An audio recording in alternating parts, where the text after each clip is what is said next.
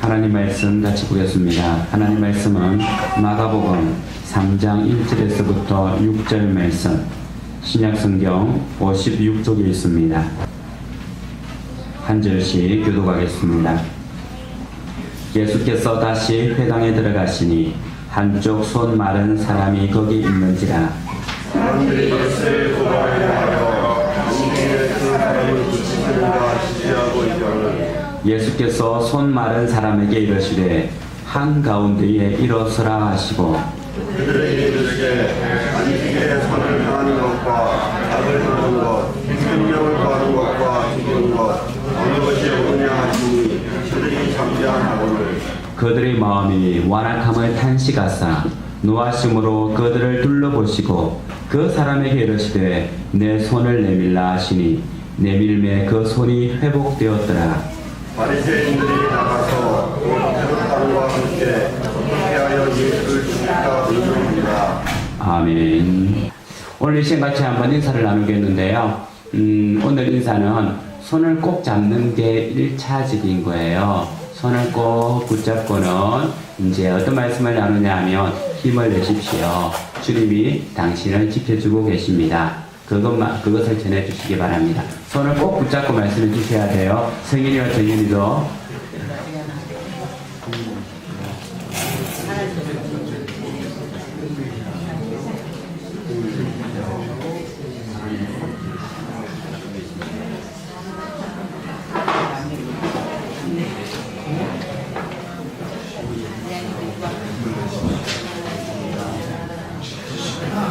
좀 느껴져요. 네.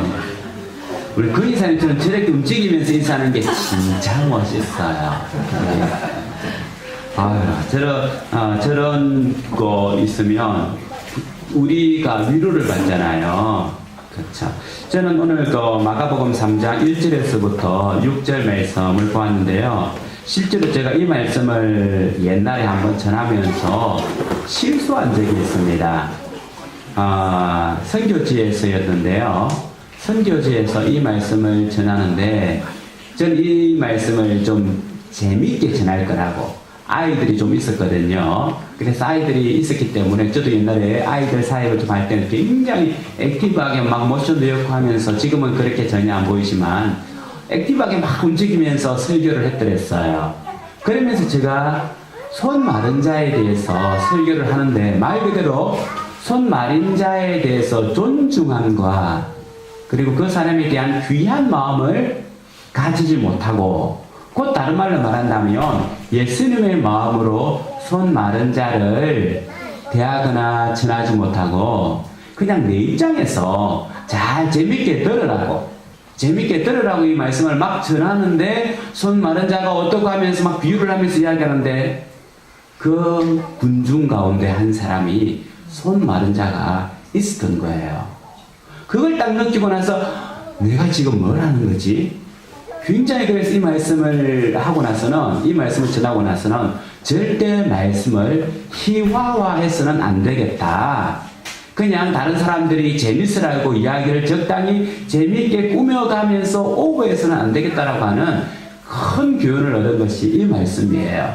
손 마른 자가 어떻고 막 손이 비뚤어지고 막 하는데, 듣는 그 자신에 있어서는 얼마나 상처를 입었겠습니까? 특별히 저는 오늘 말씀 묵상하면서 예수님의 관점도 있을 수 있겠고 바리새인의 관점도 있을 수 있겠지만, 특별히 손 마른 사람의 관점에서 이 말씀을 살펴보려고 했습니다. 제가 알고 있는 그 친구도요, 손 마른 친구의 그걸 갖다 정확한 병명을 뭐라고 해야 될지 모르겠는데, 성경에서 그냥 손 말랐다고 하니까, 우리가 혹 주변에 손이 짧은 사람 있잖아요. 말 그대로 한쪽 손은 잘하는데, 한쪽 손은 잘하지 못하여서 조망팔이라 합니까? 그런 식으로 짤막하고 팔도 이만해요. 팔도 이만하고 말라가지고 있어요. 그래서 이 친구는 항상 이 손을, 짧은 이 손을 어디에 대냐면 호주머니에 집어넣어요. 근데 팔이 작다 보니까 호주머니 그냥 이렇게 있는 것도 아니고, 팔이 작다 보니까 이 팔이 호주머니에 다 들어가지 않잖아요.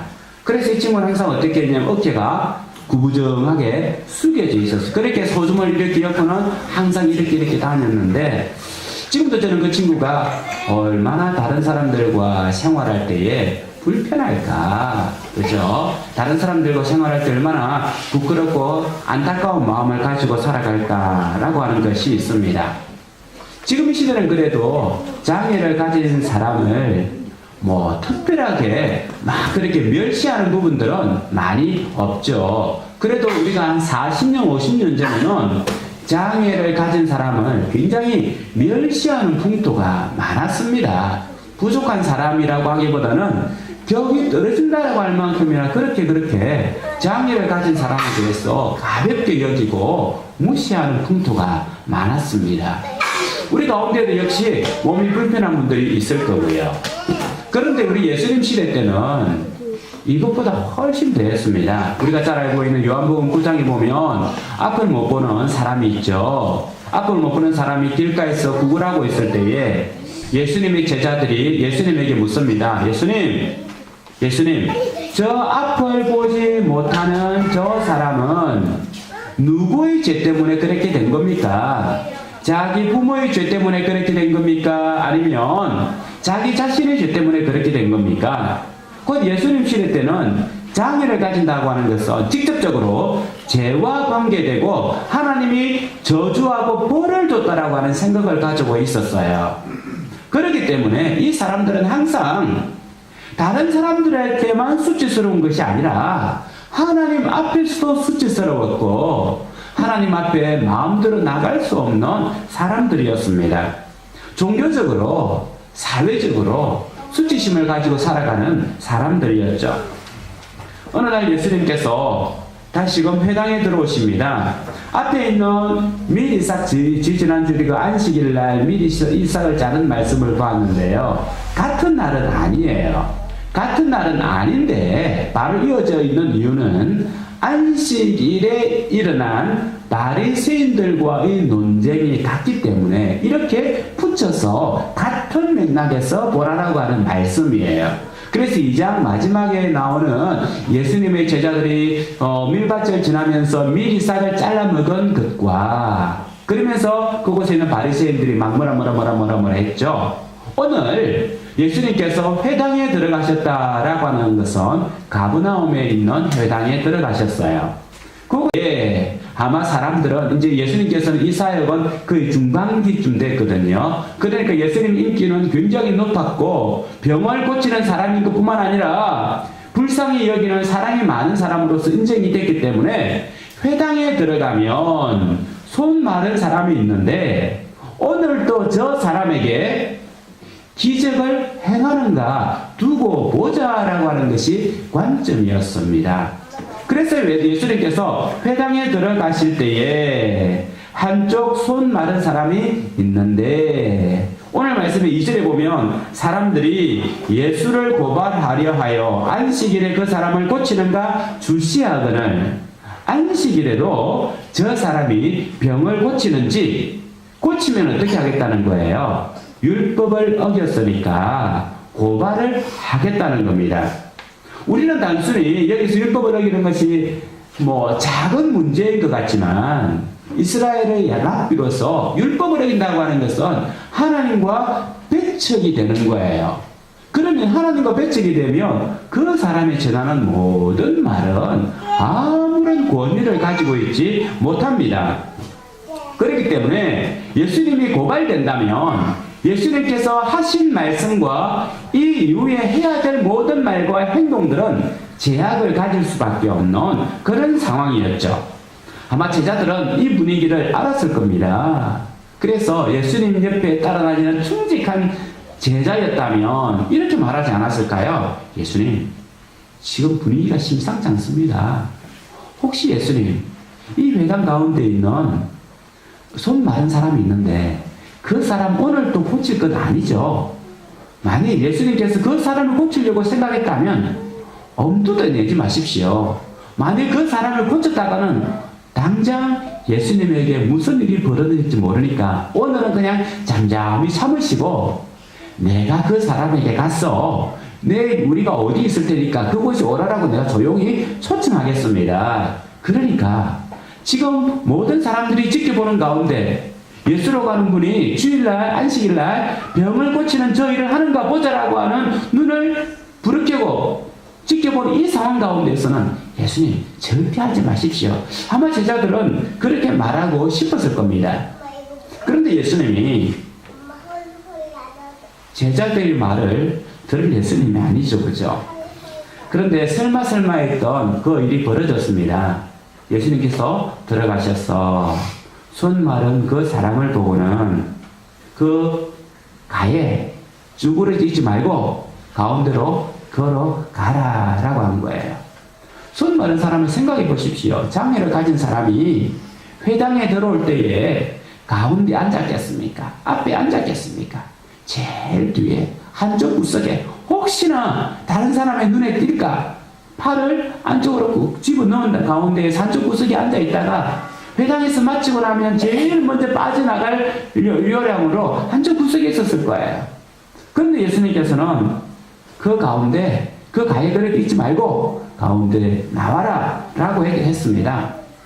아마 이 사람은요 우리 성경에서는 기록되지 않은데 구전이죠. 구전에 흘러오는 이야기에 의하면 이 사람의 직업이 석공이었다라고 이야기를 해요. 그 성경이 없기 때문에 이것이 명확하다고 할 수 없지만 구전에 의해서 이 사람이 석공을 생각해 보십시오. 석공은 망치를 가지고 돌을 깨는 사람이에요.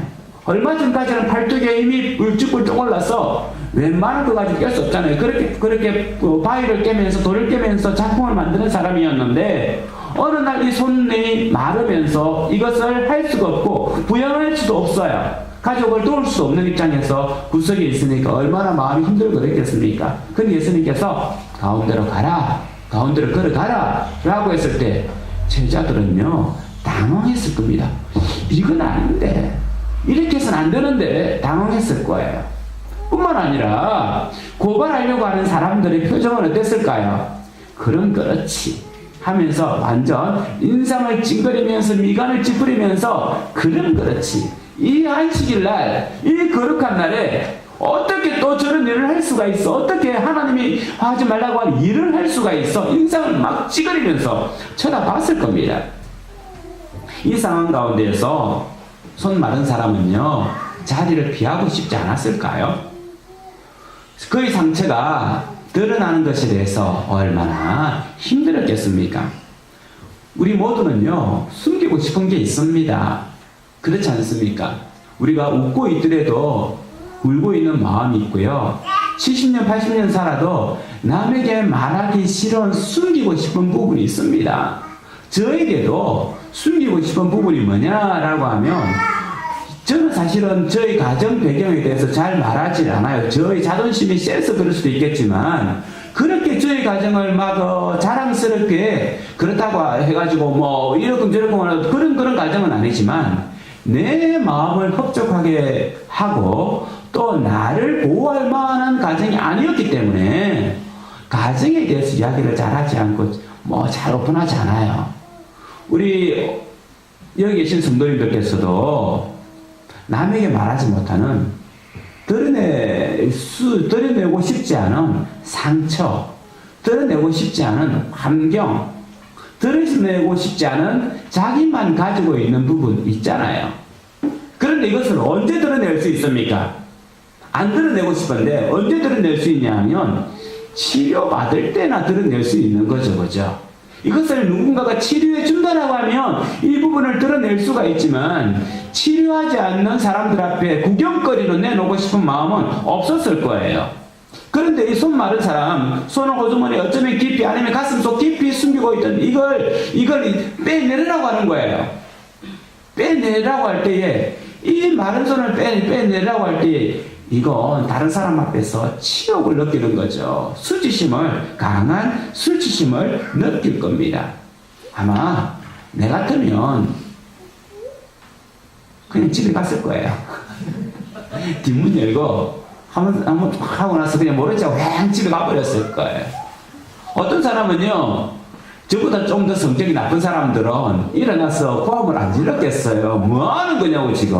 당신 뭐 하는 거냐고. 당신 나를 언제 알아서 지금 나에게 그렇게 하냐고. 막 고함을 안 질렀겠어요. 여러분들 어디에 속합니까? 회피하고 도망갈 사람입니까? 아니면 고함 지를 사람입니까? 사실 누구든지 자기 상처를 건드리면 반응을 합니다. 확 달려들든지 아니면 움츠려들든지. 그런데 이 상처를 드러내라고 했을 때에 정말 그 상처를 드러내기 위해서는 말 그대로 치유가 될 수 있겠구나. 예수님에 대한 신뢰가 있어야만, 믿음이 있어야만 그 길을 갈 수가 있는 거예요. 신뢰가 있어야만 조그마한 약을 또 먹을 수 있는 거잖아요. 이 약을 통해서 내 병이 낫겠지라고 하는 것이 있을 때에 약을 먹는 거고 내 상처를 드러낼 수가 있는 겁니다. 아마 짧은 시간이었지만 이 손 마른 사람은요, 예수님을 신뢰해야 되나 아니면 피하여 도망가야 되나 회피해야 되나 라고 하는 마음이 갈등 가운데 있었을 겁니다. 한데 그는 예수님을 신뢰하기로 하고 자기를 지켜보는 사람들이 있는 그 가운데로 가서 섰습니다. 모든 사람이 손 마른 그 사람을 주목을 했죠. 그때 예수님께서 이렇게 말씀하십니다. 안식일에 선을 행하는 것과 악을 행하는 것, 생명을 구하는 것과 죽이는 것, 어느 것이 옳으냐? 사람들의 반응은 어땠을까요? 오늘 성경에 보면 여러분처럼 이렇게 잠잠했다라고 이야기해요. 잠잠했다. 그런데 사실 오늘 예수님의 말씀을 살펴보면 예수님께서 좀 오버하신 부분이 있어요. 오버하신 부분이 있습니다. 오늘 말씀인데 한번 4절 말씀을 같이 한번 읽어보도록 하겠습니다. 오늘 그들에게 같이 한번 읽어보겠습니다. 시작. 그들에게 이르시되 안식일에 선을 행하는 것과 악을 행하는 것, 생명을 구하는 것과 죽이는 것, 어느 것이 옳으냐 하시니 그들이 잠잠하거늘. 예. 사실은 예수님께서 오버했다는 말은요, 손 마른 병이 당장 죽을 병은 아니죠. 손 말랐다 해가지고 내일 모레 그렇게 시급한 병이 아니에요. 손 마른 것은 죽을 병이 아니라고 하는 거죠.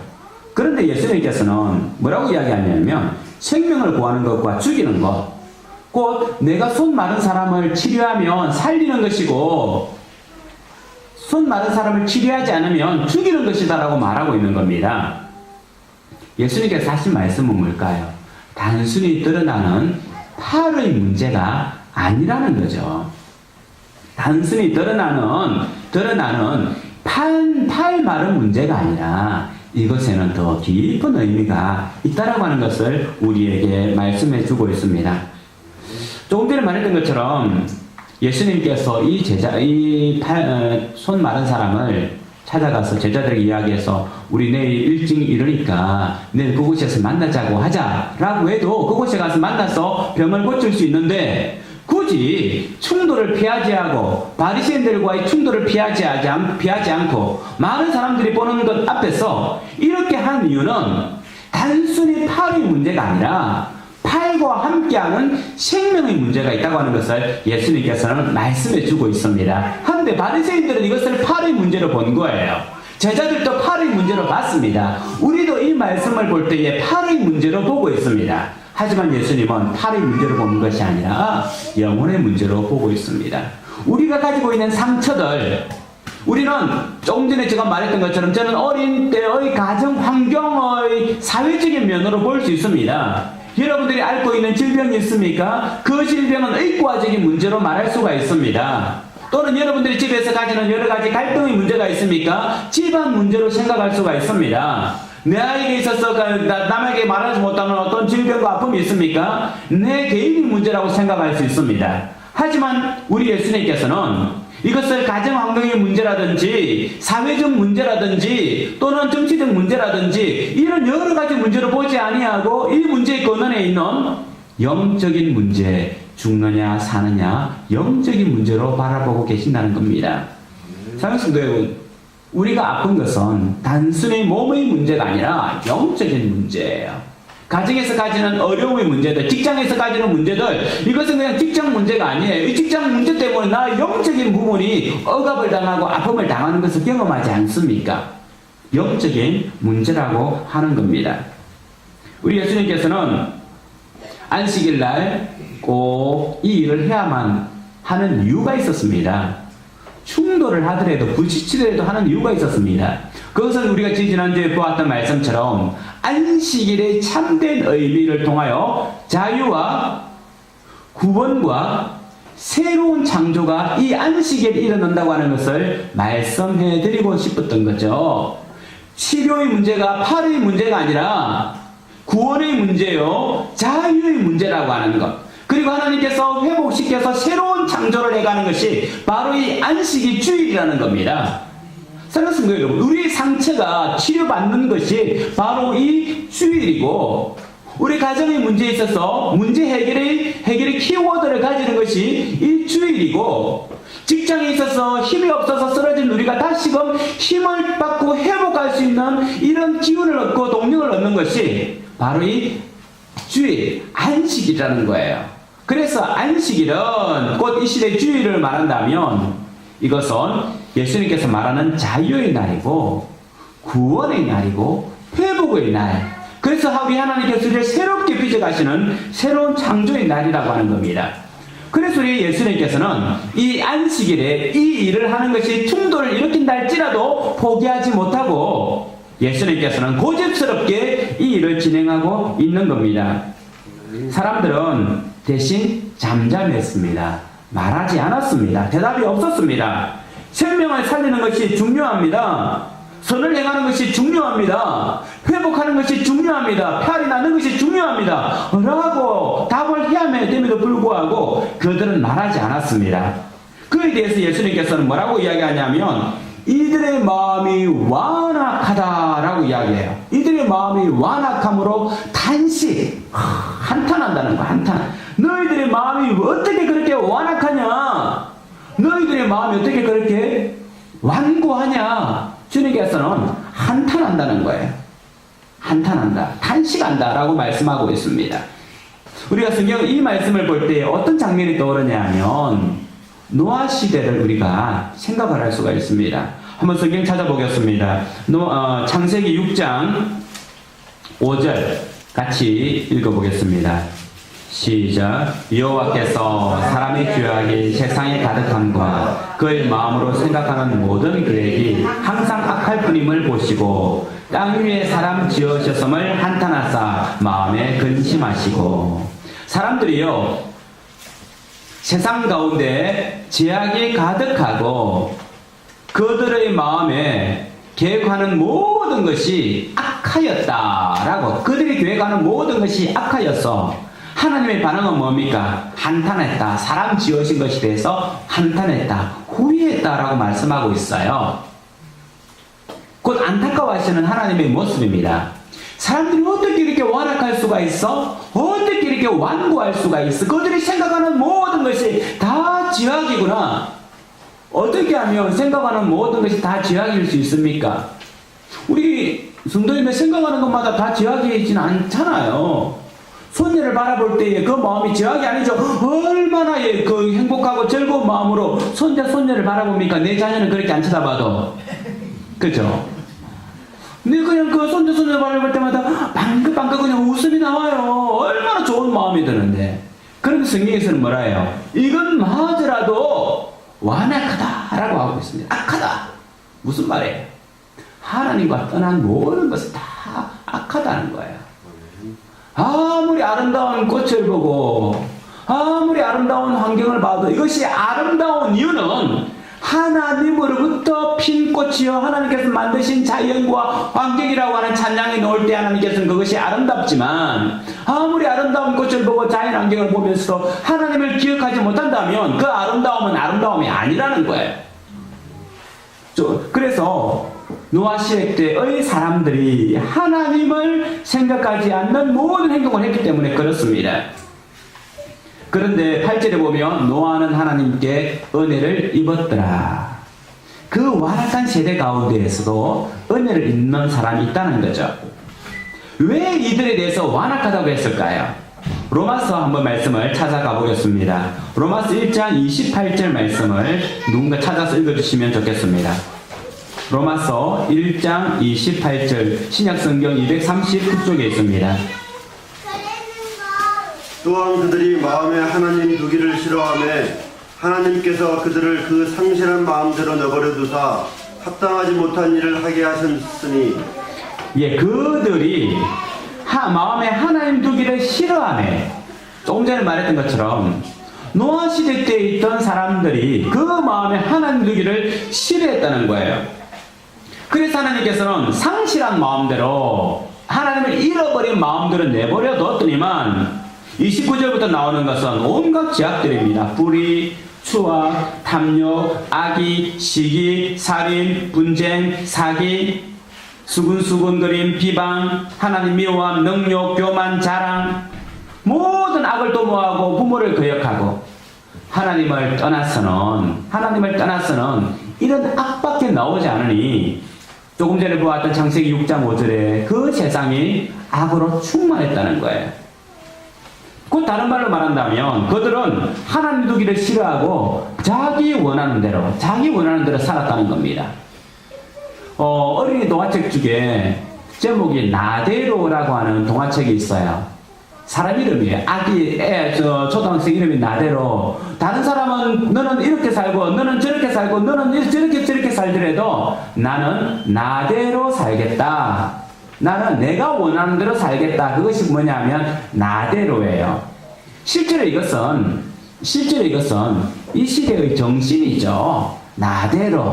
나름대로. 그래서 우리는 좋아하는 말은 나름대로죠. 내 나름대로 살겠다는데 왜 누가 간섭을 해? 나 나름대로 살 거야. 나대로 살겠다라고 하는 거죠. 그래서 이 시대는 나대로 사는 것을 아주 중요하게 생각하고 있습니다. 세상은 또한 자기 나름대로 살아가라라고 그렇게 격려하고 이야기하고 있습니다. 그런데 조금 전에 보았던 것처럼 나름대로 산다고 하는 것이 그렇게 하나님 중심적인 삶이 아니라는 겁니다. 신앙생활에 있어서 가장 큰 적은 뭐냐 하면 바로 자기 나름대로, 우리 신앙생활에서 가장 큰 적은 나 나름대로 신앙생활 하겠다라고 하는 겁니다. 나 나름대로 선을 행하고 나 나름대로 헌금을 하고 나 나름대로 성경을 읽고 나 나름대로 기도하고 나의 방식, 나의 생각, 나 나름대로 할 테니 다른 사람들은 나에게 간섭하지 마세요 라고 하면서 하나님도 내 삶의 방식, 내 삶의 신앙생활의 방식에 간섭하지 마세요 라고 이야기하는 거예요. 곧 이 세상에서 말하고 있는 나 나름대로라고 하는 이 사상이 우리 가운데 중심으로 차지한다는 거죠. 만약 손 마른 사람이 나 나름대로 살아갈 건데 왜 당신이 간섭합니까? 나는 그냥 이 팔 이렇게 됐지만 살아갈 겁니다. 다른 사람 앞에서 수치를 당하고 치욕을 당하는 것보다 숨기면서 살아가는 게 좋아요. 상처가 드러나서 다른 사람들 앞에 나의 수치가 드러나는 것보다 그냥 내가 그 상처를 품고 살아갈 테니 나의 삶에 대해서 간섭하지 마세요 라고 하는 것이 우리의 바람 아닙니까? 그런데 손 마른 사람은 바로 나 나름대로를 포기하고 주님께서 원하는 대로 나왔다는 거죠. 그런데 주님께서 나왔으면 됐는데 나와가지고 이렇게 있을 때 치유하면 되잖아요. 굳이 예수님께서는 이걸 빼내라고 할 필요가 있을까요? 내 손을 내밀라. 손 내미는 거 어려워요? 쉬워요? 쉽습니다. 집사님이 쉽죠. 손이 잘생겼고 힘이 있으니까 그죠? 쉬워요. 근데 쉽지만 결코 쉬운 게 아니죠. 이 사람한테는 쉽지만 결코 쉬운 것이 아니에요. 믿음이 없으면 할 수 없는 행동이 바로 이거라는 겁니다. 믿음이 없으면 숨기고 싶죠. 그래서 아주 쉬운 행동이지만 믿음이 없으면 할 수 없는 것이 손을 내미는 것이라는 거예요. 우리 신앙은 실제로 그렇습니다. 다른 사람이 볼 때는 너무 쉬운 거예요. 그런데 믿음이 없으면 할 수 없는 것이 이 쉬운 것이라는 겁니다. 우리가 잘 알고 있는 것처럼 민수기에 보면 이스라엘 백성들이 하나님을 막 원망했어요. 원망하니까 광야에 있던 불뱀을 들어서는 이 이스라엘 백성들을 물려 죽게 만듭니다. 그러니까 막 자기가 죽게 됐으니까 아들도 죽고 아내도 죽고 하니까 막 사람들이 달려와가지고 모세 이야기하죠. 모세 지도님 모세님 우리를 좀 살려주십시오. 당신이 하나님께 기도해서 우리를 좀 구해달라고 기도했어요. 그때 하나님께서 모세에게 뭐 하냐면 못을 가지고 불뱀을 만들어 장대에 매달아라. 이 장대에 매달린 이 놋뱀을 본 사람들마다 낫게 될 것이다 라고 이야기를 했죠. 여러분, 장대 위에 달려있던 놋뱀 보는 것, 우리 교회 바깥에 나가서 저 십자가 한번 우리 한빛교회 십자가 한번 쳐다보면 당신이 가지고 있는 관절염 다 치료될 겁니다. 그리고 그 사람들 뛰어나갈 거예요. 내가 말해서는 안 나가겠지만 저 십자가 한번 바라보면 당신이 회사에서 일개업 성질이 될 것이고 계약이 그냥 다음 달에 당신이 차고 넘칠 만한 계약이 나올 겁니다라고 한다면 뛰어나갈 거예요. 근데 왜 안 뛰어나가요? 내 말을 못 믿으니까. 내 말을 못 믿으니까 못 뛰어나가는 거죠. 저 행동이 어려워서 못 뛰어나가는 게 아니라는 거죠. 그거와 같습니다. 믿음이 있어야 쳐다봐요. 믿음이 있어야만 작은 행동을 하는데 이 작은 행동이 어려운 게 아니라 저 자신만한 믿음이 없기 때문에 행하지를 못하는 겁니다.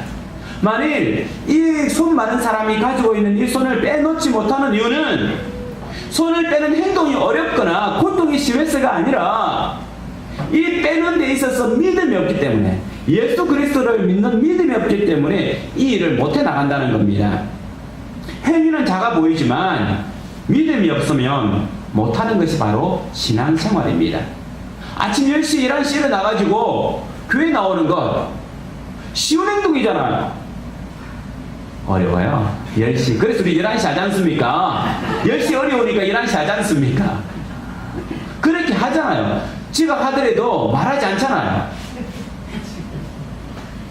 행동, 아침에 일어나서 나온다는 거 가능한 거거든요. 새벽 예배 나오라고 하지 않잖아요. 새벽 예배는 힘든 줄 아니까 나오라고 하지 않잖아요. 신앙생활은요, 믿음 없이는 행할 수 없는 거예요. 그것이 작아도 믿음이 있어야만 하는 겁니다. 믿음이 있어야만 할 수 있는 게 대표적인 게 기도죠. 우리는 아내와 남편에게 요구하는 것은 할 수 있어요. 아내와 남편에게 요구하는 뭐 좀 가져와, 뭐 좀 도와줘라고 할 수 있지만 하나님 앞에 도와주세요라고 하는 말은 잘 안 해요. 왜? 믿음의 문제거든요. 기도가 어려운 것이 아니라 기도할 수 있는 믿음이 없기 때문에 그래요. 여러분들이 핸드폰을 샀다면 지그시 내밀어 놓을 거잖아요. 이게 좋고 저게 좋고 하면서 핸드폰 이거 좋고 하면서 막 내놓을 거잖아요. 핸드폰을 자랑하면서 내가 가지고 있는 복음은 자랑하지 않아요. 왜 그렇습니까? 왜 전도가 힘듭니까? 자랑할 것이 없는 것이 아니라 믿음이 없기 때문에 그렇다는 거죠. 전도라고 하는 것은 전도가 핸드폰 자랑하는 것보다 더 어려운 이유는 믿음의 문제이기 때문에 그래요. 남에게 밥 한 끼 사주는 것 어렵지 않지 않습니까? 그죠? 10,000원짜리 밥도 사줄 수 있고 20,000원짜리 밥도 사줄 수가 있어요. 그런데 우리가 헌금이 어려운 이유는 믿음의 문제이기 때문에 그렇습니다. 신앙은요, 믿음의 문제거든요. 행위의 문제가 아니라 하나님은 우리에게 작은 것을 요구해도 이 작은 것을 행하지 못하는 이유는 우리에게 믿음이 없기 때문에 그렇습니다. 우리가 다 잘 알고 있는 나만 장군을 알고 있습니다. 나만 장군은 지금은 아시리아 지역이죠. 그곳에서 이름 있는 장군이었고 왕 다음 가는 장군이었습니다. 그래서 그가 문둥병에 걸렸죠. 나병에 걸렸습니다.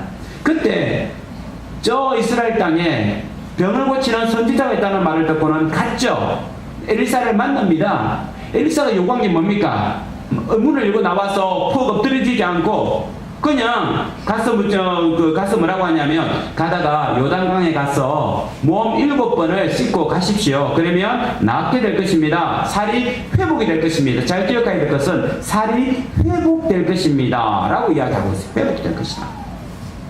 그런데 나면 어떻게 합니까? 화를 불럭 내죠. 아니 내가 여기까지 찾아왔는데 내다보지도 않고 얼굴도 내다보지 않고 뭐 가다가 요단강에다가 몸을 씻고 가라고 내 고향에 가면 이보다 더 맑은 물이 있는데 그곳에 가서 차라리 씻겠다 라고 하면서 그냥 지나치려고 하죠. 그때 신하가 장군님 이보다 더 심한 것을 시키더라도 장군님 행하지 않겠습니까? 이것이 뭐 어렵다고 피하려고 하십니까? 한번 해보시죠. 해봤더니만 7번째 되었을 때에 몸이 살이 어떻게 됐다고요? 어린 아이의 살과 같이 되었더라. 물에 들어가서 목욕하는 것 살이 나병이 낫겠다고 하는데 나병 얼마나 알잖아요. 진짜 치료하기 위해서는 고름도 짜야 되고 약을 넣어야 되고 이런 일이 벌어지는데 그런데 물에 들어가서 7번 한 번 씻는 거 뭐가 어려워요. 근데 그렇게 하지 않으려고 나만이 고집 부리는 이유는 뭡니까? 믿음이 없기 때문에 그렇죠. 그 일이 어려워서가 아니에요. 그 어린이라는 데 있어서 많은 문제가 있기 때문에 아닙니다. 단 하나 믿음이 없기 때문에 그 쉬운 것을 하지 않으려고 한 거예요.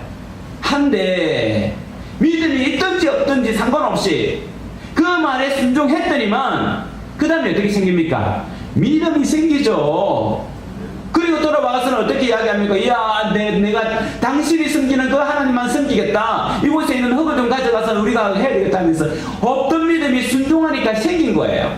아까 우리 집사님들 간증을 했는데 처음에 실제로는 하나님 음성을 들을 수 있을까? 하나님 음성이 맞나? 고민을 했어요.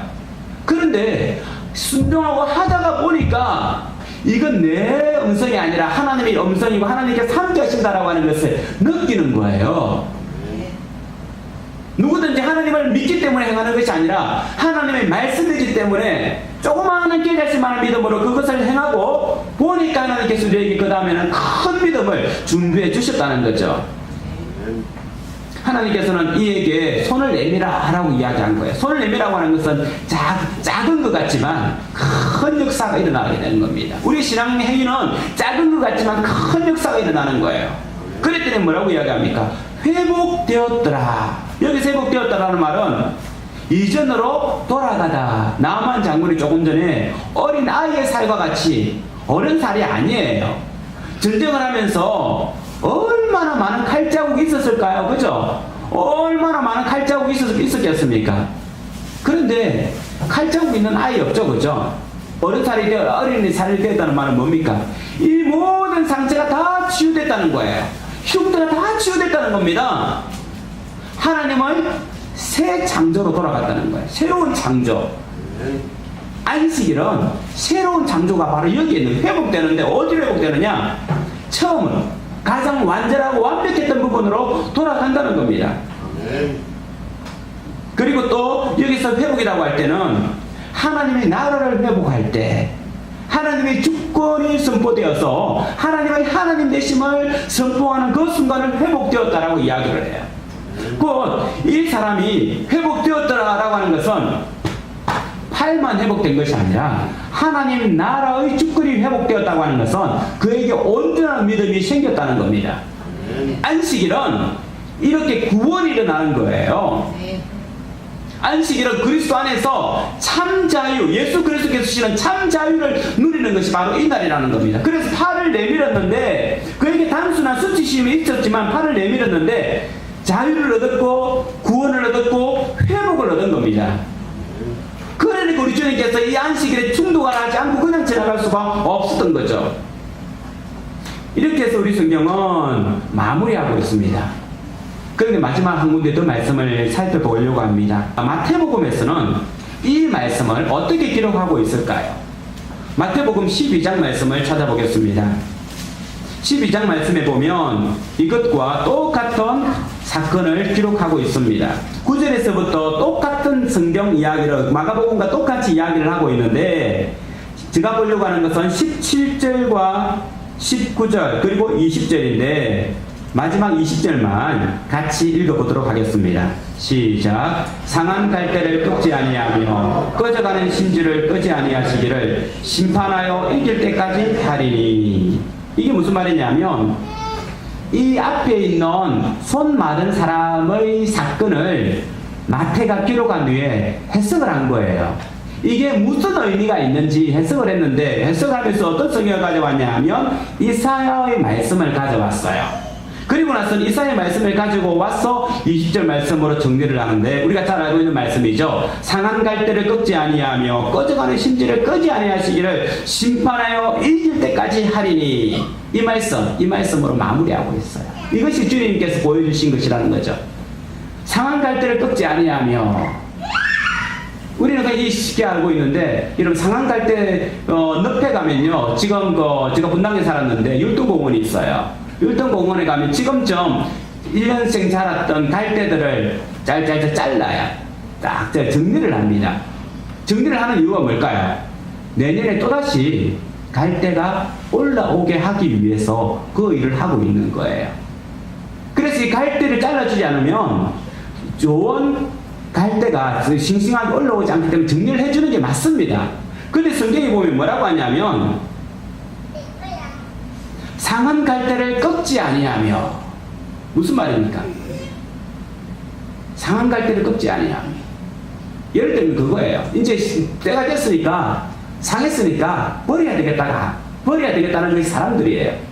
언제 우리는 상한 갈대를 꺾지 않습니까? 내 자녀죠. 내 자녀가 아무리 못나도 내 자녀잖아요.